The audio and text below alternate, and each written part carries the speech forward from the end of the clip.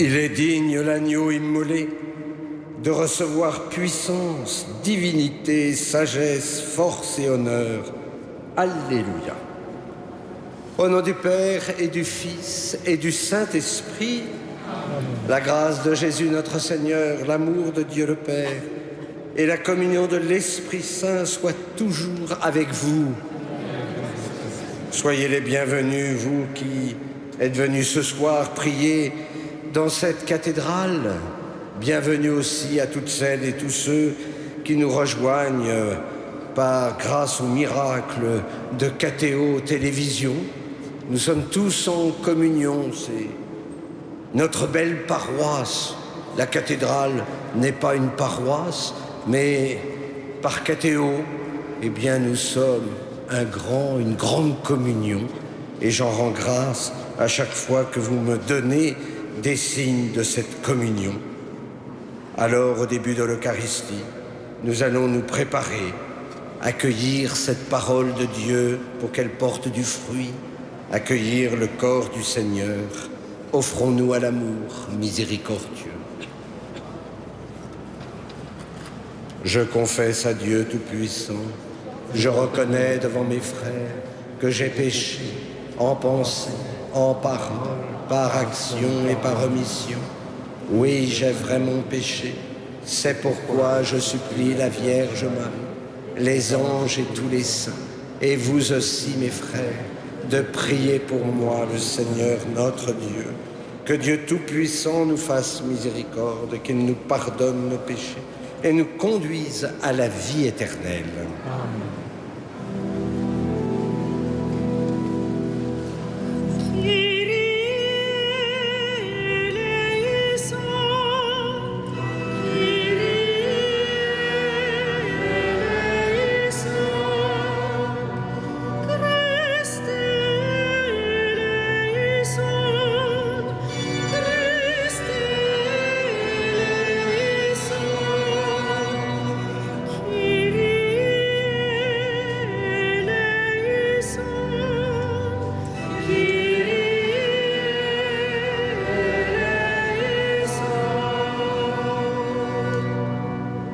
Prions le Seigneur.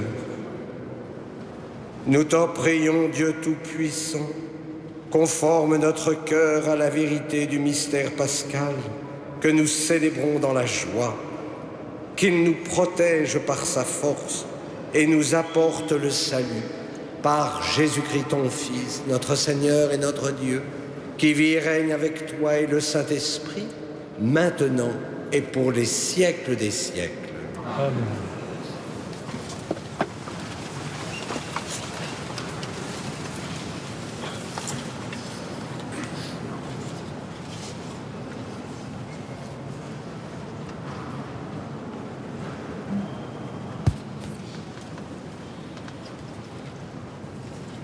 Lecture du livre des Actes des Apôtres.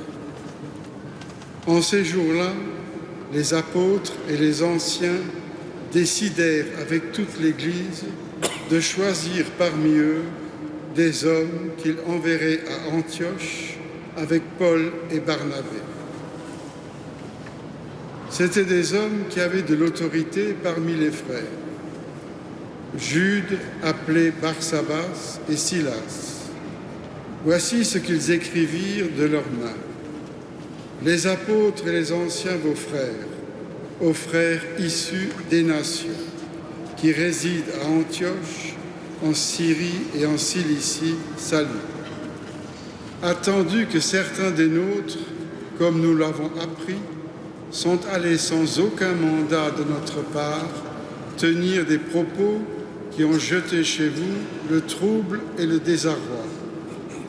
Nous avons pris la décision, à l'unanimité, de choisir des hommes que nous vous envoyons chez vous, avec nos frères bien-aimés, Barnabé et Paul, ceux qui ont fait don de leur vie pour le nom de notre Seigneur Jésus-Christ. Nous vous envoyons donc Jude et Silas, qui vous confirmeront de vive voix ce qui suit. L'Esprit Saint et nous-mêmes avons décidé de ne pas faire peser sur vous d'autres obligations que celles-ci qui s'imposent. Vous abstenir des viandes offertes en sacrifice aux idoles, du sang, des viandes non saignées et des unions illégitimes. Vous agirez bien si vous gardez de tout cela bon courage. On laissa donc partir les délégués, et ceux-ci descendirent alors à Antioche. Ayant réuni la multitude des disciples, ils remirent la lettre. À sa lecture, tous se réjouirent du réconfort qu'elle apportait. Parole du Seigneur.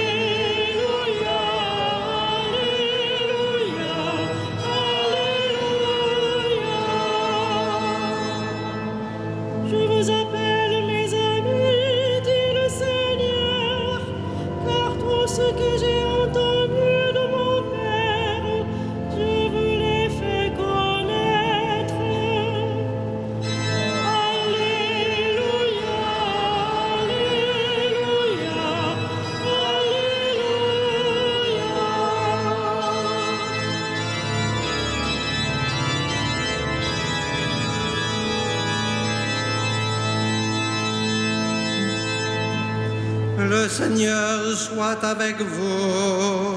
Et avec votre esprit. Évangile de Jésus-Christ selon Saint Jean. Gloire à toi, Seigneur. En ce temps-là, Jésus disait à ses disciples, « Mon commandement le voici. Aimez-vous les uns les autres comme je vous ai aimés. Il n'y a pas de plus grand amour que de donner sa vie pour ceux qu'on aime. Vous êtes mes amis, si vous faites ce que je vous commande. Je ne vous appelle plus serviteur, car le serviteur ne sait pas ce que fait son maître. Je vous appelle mes amis, car tout ce que j'ai entendu de mon Père, je vous l'ai fait connaître. Ce n'est pas vous qui m'avez choisi, c'est moi qui vous ai choisi et établi, afin que vous alliez, que vous portiez du fruit et que votre fruit demeure.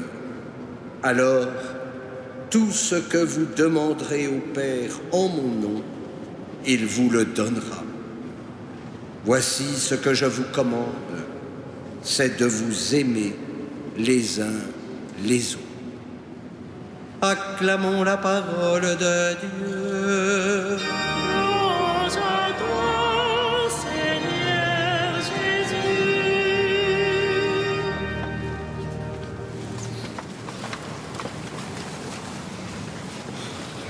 N'allez pas idéaliser les premiers temps de l'Église. Pas facile de vivre une communion entre les pagano-chrétiens, c'est-à-dire ces chrétiens qui viennent du monde païen, et les judéo-chrétiens, les juifs qui se convertissent au christianisme.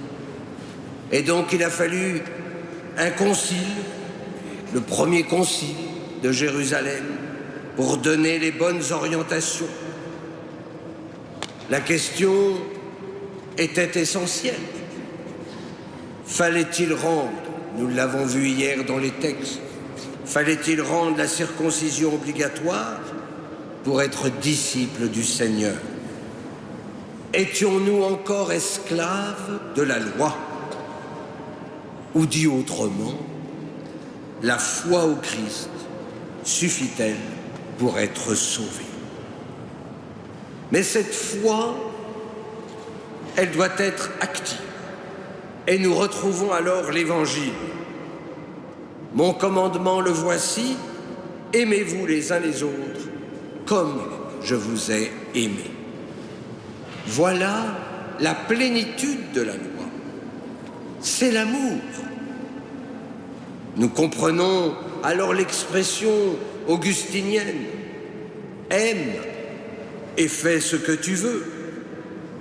Non pas n'importe quoi, bien sûr, mais sois toujours à la source de l'amour. Et tout ce que tu feras sera alors orienté vers le bien. Cet amour a deux traits, l'universalité et la gratuité. Le Christ est notre modèle. Il s'est donné totalement à tous les hommes pour qu'ils soient sauvés et avec une pure gratuité. Il s'agit alors d'aimer, non seulement ceux qu'on aime, pas trop difficile, mais ceux qui nous sont parfois antipathiques, qu'on a du mal à supporter, voire même ceux qui nous font du mal, voire même nos ennemis. Voilà l'universalité de la charité. Quant à la gratuité, eh bien, il s'agit d'aimer sans attendre de retour. Cet amour, vécu ainsi, nous fait entrer alors dans l'amitié du Seigneur. Un cœur rempli d'amour est un cœur qui écoute. C'est un cœur qui est désencombré du moi, parfois envahissant, pour accueillir celui qui attend non seulement d'être écouté, mais peut-être aujourd'hui une parole d'espérance. Dans notre vie d'oraison, dans notre vie de prière, nous écoutons aussi tout ce que le Seigneur veut nous faire connaître de son Père. Parce que cette connaissance, elle est vitale. Elle est source de vie éternelle. Alors ce soir, rendons grâce pour cette amitié divine. C'est le Christ qui nous a choisis. Et nous avons répondu pour que nous puissions, par lui, avec lui et en lui, porter des fruits qui demeurent. L'amitié, l'amour ne peuvent pas être détruits par la mort. Voilà ce qui demeure. Voilà ce qui sera transfiguré dans la gloire de Dieu. L'amour nous met aussi dans la confiance. Tout ce que vous demanderez au Père en mon nom, il vous le donnera. Mais le croyons-nous vraiment? Oh certes, ne demandez pas de gagner au loto. En revanche, demandez la sainteté et vous serez comblés. Vous savez, le Père nous donne beaucoup plus, mais nous ne savons pas toujours voir ce que nous donne le Père.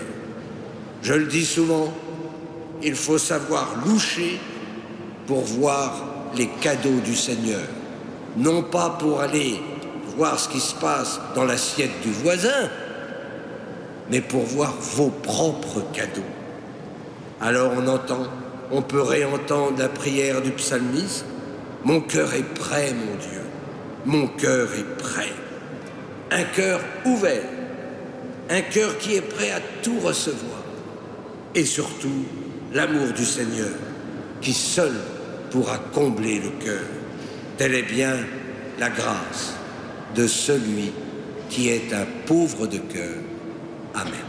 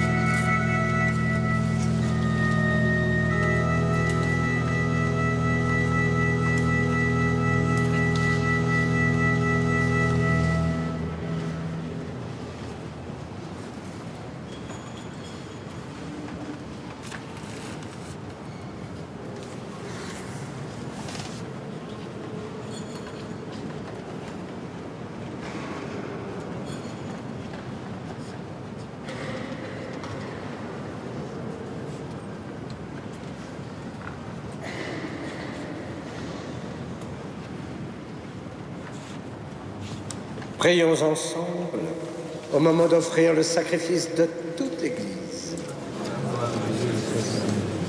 Dans ta bonté, Seigneur, sanctifie ces dons. Accepte le sacrifice spirituel de cette Eucharistie et fais de nous-mêmes une éternelle offrande à ta gloire par Jésus, le Christ, notre Seigneur. Amen. Le Seigneur soit avec vous.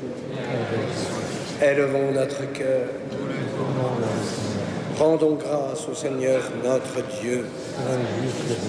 Vraiment, il est juste et il est bon de te glorifier, Seigneur, en tout temps, mais plus encore en ces jours où le Christ, notre Pâque, a été immolé. En détruisant un monde déchu, il fait une création nouvelle. Et c'est de lui que nous tenons désormais la vie qu'il possède en plénitude. C'est pourquoi le peuple des baptisés, rayonnant de la joie pascale, exulte par toute la terre, tandis que les anges dans le ciel chantent sans fin l'hymne de ta gloire.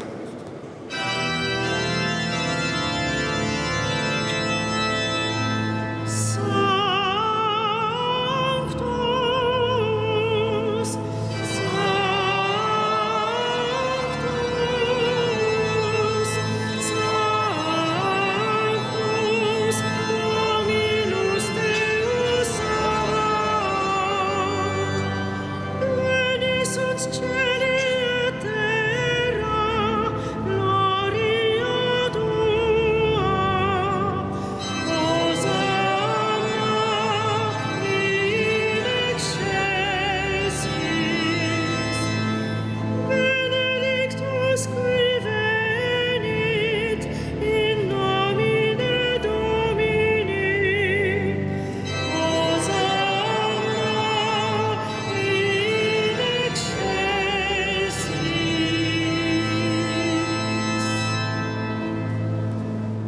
Tu es vraiment saint Dieu de l'univers et toute la création proclame ta louange.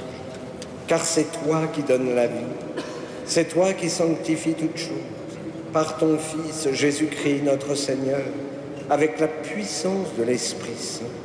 Et tu ne cesses de rassembler ton peuple, afin qu'il te présente partout dans le monde une offrande pure. C'est pourquoi nous te supplions de consacrer toi-même les offrandes que nous apportons. Sanctifie-les par ton Esprit, pour qu'elles deviennent le corps et le sang de ton Fils, Jésus-Christ notre Seigneur, qui nous a dit de célébrer ce mystère. La nuit même où il fut livré, il prit le pain.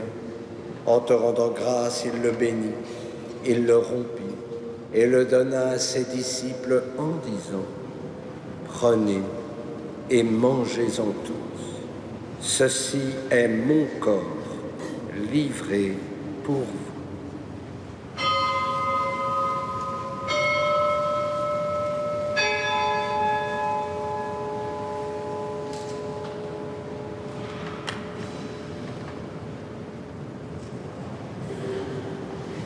De même, à la fin du repas, il prit la coupe.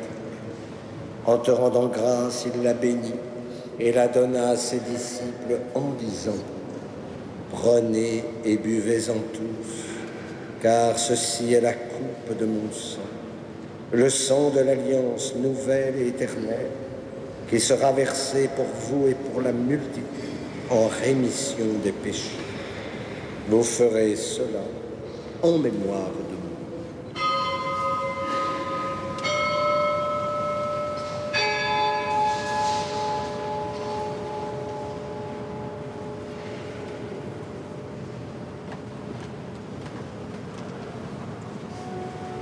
Il est grand le mystère de la foi.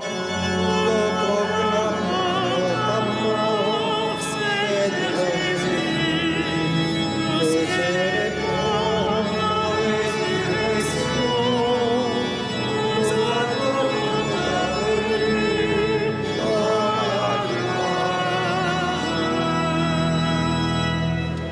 En faisant mémoire de ton Fils, de sa passion qui nous sauve, de sa glorieuse résurrection et de son ascension dans le ciel, alors que nous attendons son dernier avènement, nous présentons cette offrande vivante et sainte pour te rendre grâce.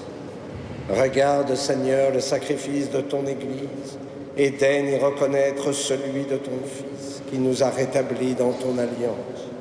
Quand nous serons nourris de son corps et de son sang, et remplis de l'Esprit Saint, accorde-nous d'être un seul corps et un seul esprit dans le Christ. Que l'Esprit Saint fasse de nous une éternelle offrande à ta gloire, pour que nous obtenions un jour les biens du monde à venir, auprès de la Vierge Marie, la bienheureuse Mère de Dieu, de Saint Joseph, son époux, avec les apôtres, les martyrs, saint Yves et tous les saints qui ne cessent d'intercéder pour nous. Et maintenant, nous te supplions, Seigneur, par le sacrifice qui nous réconcilie avec toi, étends au monde entier le salut et la paix. Affermis la foi et la charité de ton Église au long de son chemin sur la terre. Veille sur ton serviteur, le pape François, notre évêque André et ses auxiliaires, l'ensemble des évêques, les prêtres, les diacres et tout le peuple des rachetés. Écoute les prières de ta famille assemblée devant toi et ramène à toi, Père très aimant, tous tes enfants dispersés. Pour nos frères défunts, pour les hommes qui ont quitté ce monde et dont tu connais la droiture, nous te prions. Prions pour victoire. Reçois-les dans ton royaume, où nous espérons être comblés de ta gloire, tous ensemble et pour l'éternité, par le Christ notre Seigneur, par qui tu donnes au monde toute grâce et tout bien. À lui, avec lui et en lui, à toi, Dieu le Père Tout-Puissant, dans l'unité du Saint-Esprit, tout honneur et toute gloire pour les siècles des siècles.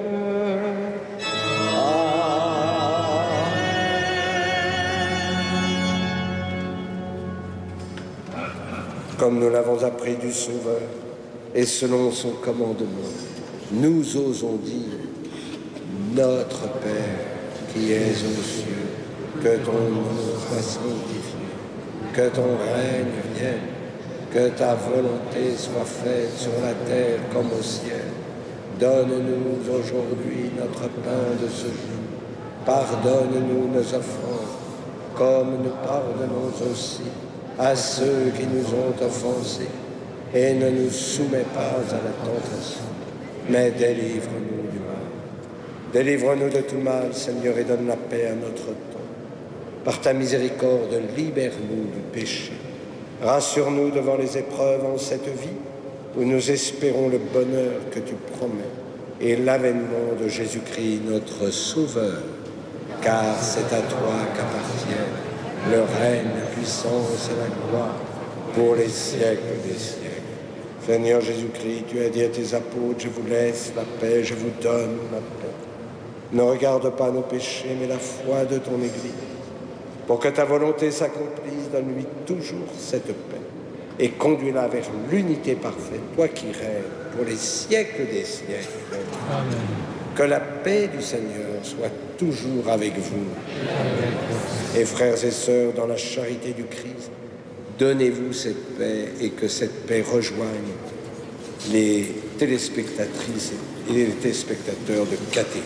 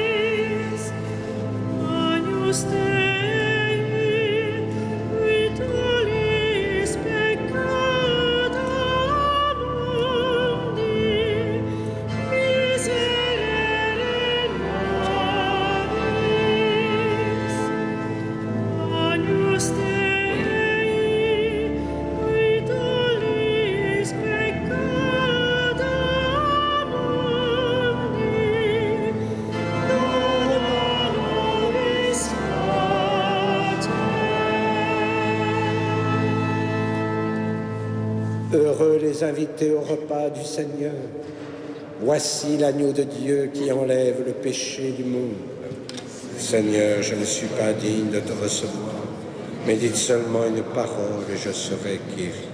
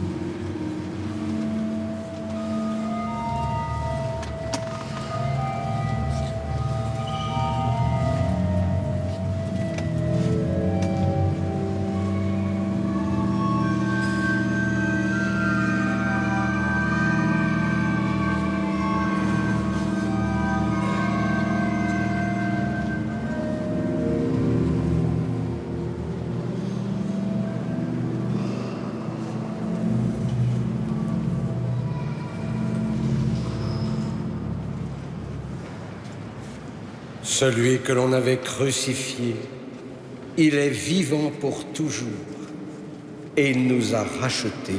Alléluia.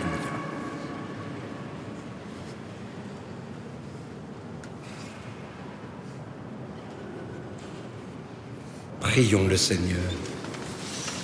Nous venons de communier, Seigneur, au don sacré du corps et du sang de ton Fils, et nous te prions humblement que cette Eucharistie offerte en mémoire de lui, comme il nous a dit de le faire, augmente en nous la charité par Jésus, le Christ, notre Seigneur. Le Seigneur soit avec vous. Que Dieu Tout-Puissant vous bénisse, le Père, le Fils et le Saint-Esprit. Allez dans la paix du Christ. Et comme on le fait chaque soir dans cette cathédrale, nous nous confions à Notre-Dame de Paris, la Vierge de tendresse, la Vierge qui nous accompagne et qui nous porte. Regina Celi,